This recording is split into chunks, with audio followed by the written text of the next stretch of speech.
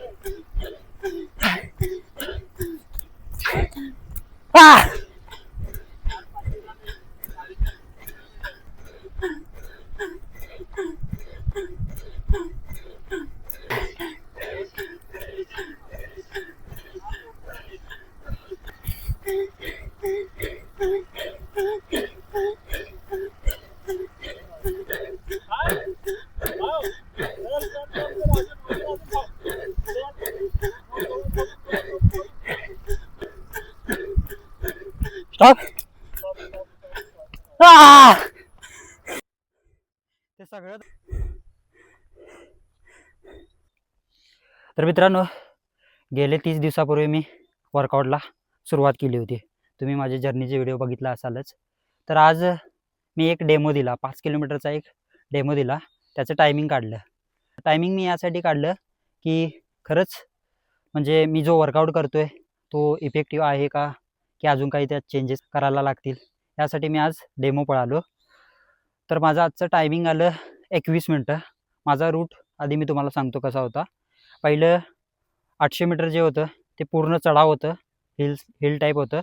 त्यानंतर 150 मीटर उतार होता आणि त्याच्यानंतर 200 मीटर परत चढाव आणि मग प्लेन होतं. असा माझा रूट होता. तर यातलं जे पहिलं किलोमीटर आहे 800 आणि ते 150 त्याच्यानंतर होईल ते येतेवेळी मी पळालो नाही. मी जातेवेळी 3 किलोमीटर धावलो आणि येतेवेळी फक्त 2 किलोमीटर केलं. असं टोटल मी 5 किलोमीटर आज धावलो. तर याचं टायमिंग 21 मिनटं आलं. माझ्या मते हे टायमिंग विदाऊट डाएट ठीक होतं. तुमचं मत देखील तुम्ही कमेंटमध्ये मांडा की अजून टायमिंग यायला पाहिजे होतं 1 महिन्यात, की हे टायमिंग ठीक आहे. आता मी नेक्स्ट वीकमध्ये अजून एकदा 5 किलोमीटरची 5 किलोमीटरची रेस पळणार आहे. त्यावेळेला माझं टायमिंग इन्क्रीज होतं आहे की नाही ते देखील आपण बघू. जर तुम्ही माझी रनिंग जर्नी फॉलो करत असाल तर चॅनलला सबस्क्राईब करा, लाईक करा, कमेंट करा. भेटूयात पुढच्या व्हिडिओमध्ये. जय हिंद.